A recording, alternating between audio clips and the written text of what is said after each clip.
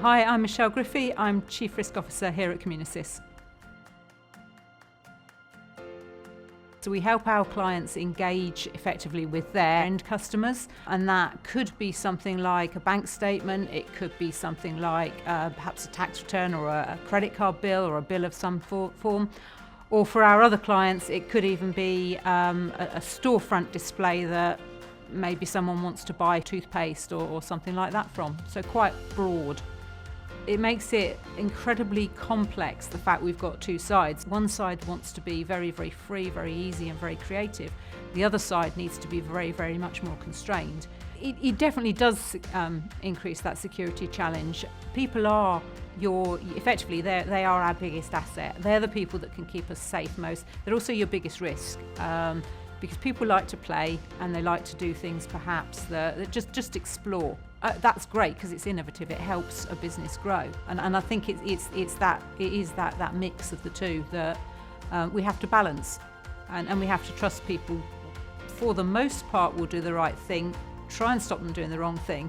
We as Communisis, we're not the experts necessarily in cybersecurity, okay? So we're actually taking CASB from Forcepoint. That will really support those creative guys to be able to use what they need to do, and it'll help us understand who is doing what and why. We'll be able to see what they're doing, and it'll also help us protect things from moving that shouldn't be moving.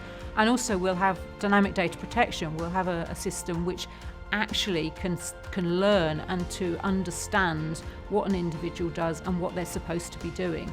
So if you are creative, you'll have more freedoms in terms of what you're doing, but immediately you step outside of that, Forcepoint will stop what's happening. If you're not a creative type, then it'll flag much earlier that you shouldn't be doing what you're supposed to be doing.